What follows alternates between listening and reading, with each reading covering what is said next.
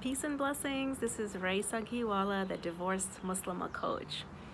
And today we're on day number 15. And this topic today is going to be about personal responsibility of self-care, which is an amana, which is a trust that is between us and Allah for the body, the mind, the heart, all the blessings that we've been given by Allah. Our health, preserving our health and our body is an obligation because it's an amana. We only have one body, right? And we know that whatever we put in is what we're going to get out. And becoming conscious of this. And for me, I only became conscious when I was going through my own rebirth and transformation after my divorce of how was I taking care of myself? Was I even taking care of myself? Was I even conscious of all the blessings that I had? And I wasn't. I really wasn't. I took it for granted. I just expected that I would have good health, and but how? I have been gifted these eyes and this mouth and taste buds and ears to hear with, and limbs to be able to walk and move and just be able to blink and to swallow. Just simple little gifts that I was taking for granted. And then as I became more conscious, I had to think to myself, okay, well, where's my part? What part do I play in all these gifts? And what is my responsibility? So it is an obligation that we not harm but preserve and maintain this instrument that we've been given. That includes the mind and the heart and the body and the soul. And what we put into them is exactly what we're going to get out, because it's such a great blessing and a favor that we have all this, and living in the gratitude and the thankfulness is by taking care. So what do I mean by that? Just like we eat, food, we are giving nutrition to our body. What type of nutrition are we putting in our mind? What type of things are we putting into our heart and to our soul? Because we're responsible for what we feed all parts of ourselves. And as a human being, we are not just a body. We're a body, we're a mind, we're a heart and a soul. And all of that is what makes us a whole human being.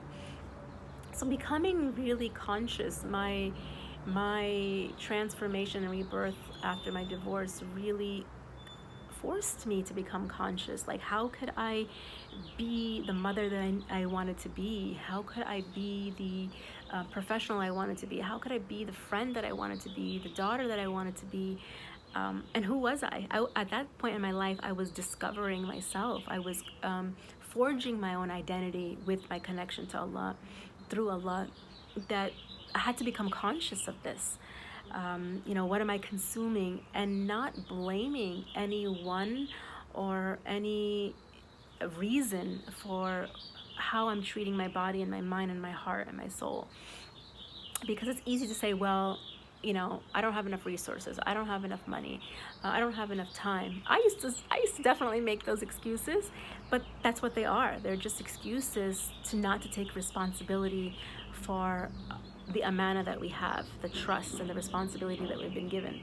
And it's not just what are we putting in, and are we becoming conscious, but is it tayyib? Is it pure?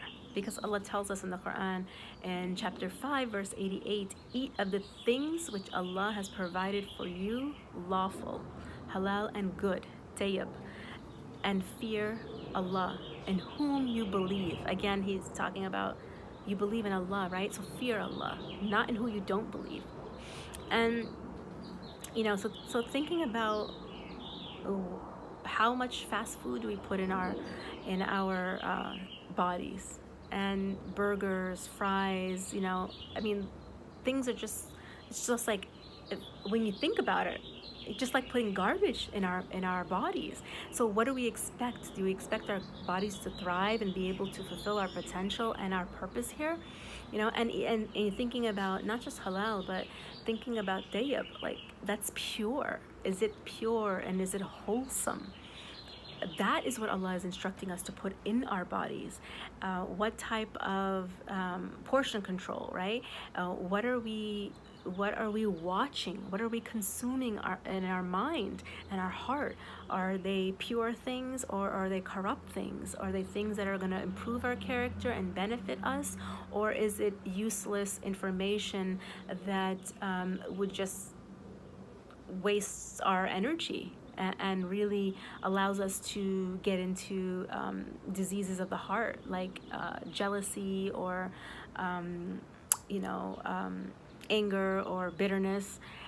So just becoming, being able to reach our potential, which each one of us has, and the only way we can do it is to have the resources which we've already been gifted to take care of those.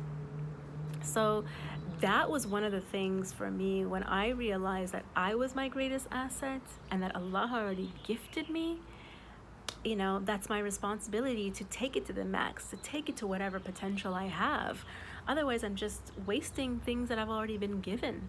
If I'm not appreciating and taking and honoring and taking care of my physical health, my emotional, mental, spiritual, intellectual health, all of that, I realized that how can I be the best person, the best Raisa, the best mom, whoever I wanted to be. That's what saved me during my divorce, is to start taking care of myself from a perspective of taking care of the self, which does not mean that it's selfish, which is a real big misconception that we have, that taking care of yourself means that you're being selfish with your time and your energy and your resources. It's almost like ingrained within us, which is not true. It's actually selfish of us to not take care of ourselves and become a burden, become ill, and not be able to fulfill our responsibilities and our amana and reach our potential to what we were created to do here on this earth.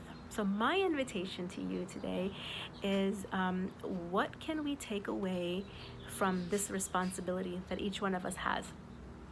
This training of Ramadan is to develop God consciousness, right? Taqwa. So can you think about your own health? What are you putting in your body? Are you conscious of the foods that you're buying, the foods that you're getting on the fly?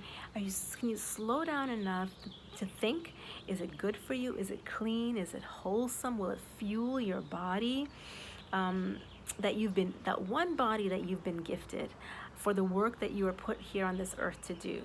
What about fueling your mind and your heart with what you read, what you see, what you hear? And is it beneficial and wholesome for you? What are you seeing with your eyes in terms of images and media?